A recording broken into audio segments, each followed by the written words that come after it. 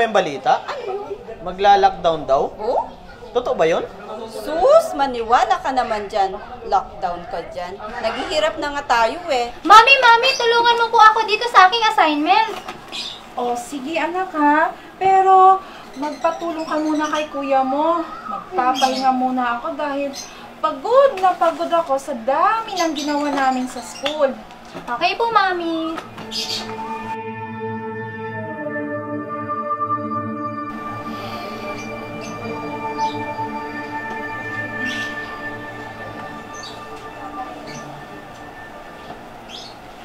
Nakatulog na pala ako. Naku, gabi na.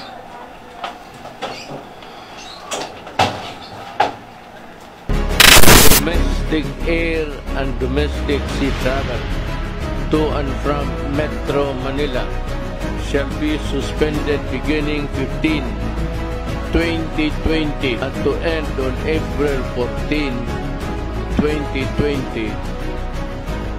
Manila lockdown for now despite a rise in COVID-19 cases here in the Philippines. Sabit ng hating gabi, nagsimula ng sumikip ang traffic papasok ng Muntinlupa mula sa SLEX.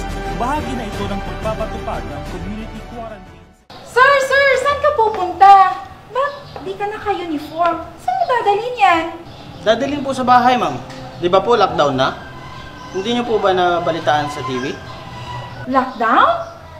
Nasira kasi yung TV namin sa bahay eh. Pero, di nga. Seryoso? Opo, ma'am. Nag-declare na po kagabi dahil sa COVID-19 pandemic. Kaya po pala naka-uniform kayo, ma'am, no? Tara, ma'am, uwi na tayo. Hakutin niyo yung mga gamit niyo dahil bawal na tayong lumabas. Ah, ganun ba? Sige sir, salamat ah. Sige po, ma'am. Metro Manila Police Chief Debaldcina said that a substantial number of policemen will be deployed to man checkpoints and enforce border controls. He said there are 26,000 in the regional police force and all of them will be utilized to enforce the community quarantine, although not everyone will be deployed on checkpoints. He warned the public of possible traffic.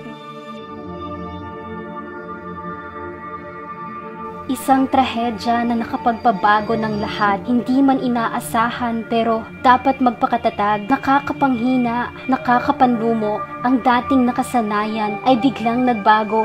Okay class, today I'm going to show you some action. Ang dating ginagawa sa paaralan, ngayon ay sa bahay na lamang. Parang kahapon lang, okay ang lahat. Parang kahapon lang, normal ang lahat. Masaya at malayang nakakapagturo sa mga batang sabik na sabik matuto. Kanilang mga ngiti, pag-asa ang hatid. Sayang dulot nito sa guro ay walang patid. Pero sa di inaasahang trahedya, dulot ng COVID-19, lahat ay nagbago. Ang dating nakasanayan, ngayon ay abot tingin na lamang. Hindi madali ang ganitong sitwasyon lalo na't lahat ay may limitasyon. Masasayang ala-ala hatid ng kahapon. Tila ba pabaon sa kahaharaping hamon? Mga makukulit na mga batang sa akin ay naghihintay. Kanilang halakhakan, aking napakikinggan sa tuwing ako'y mapapadaan sa kanilang silid-aralan. Hatid nito'y saya, sa puso'y nakapagpapagaan. Sa tuwing dadako ang aking mga mata sa tapat ng pintuan, lungkot at bighati ang aking nararamdaman. Nakakamiss ang mga batang sa akin ay masaya at nag-uunahang bumabati.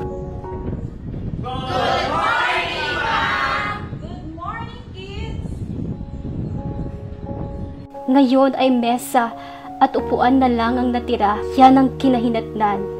Napakasakit ng biglang pagbabago, nakakapanghina, nakakapanglumo. Akala ko isang buwan o hanggang 3 lamang, pero umabot ng taon. At ito nga ang kasalukuyan, mga pagbabago sa takbo ng edukasyon, yan ang matapang kong hinarap. Para sa ikaw usad. Oo, mahirap, pero kailangang magsumikap. Hindi rin madali, pero kailangang harapin. Sana bumalik na ang lahat sa normal. Normal na pag-aaral ng mga estudyante, normal na pagtuturo ng mga guro, yung walang bumabalot na takot sa ating mga puso. Alam ko, lahat ng iyan ang ating inaasam-asam. Ngunit kailangan nating harapin ang mga pagsubok. Despite of all the negative things, we should learn to live the new normal. Oo, maraming nagbago dahil lahat ng bansa ay apektado. Oo, maraming naghirap pero patuloy na lumalaban para sa pangarap. Pero ang mahalaga, di tayo susuko sa kabila ng hamon ng pandemya.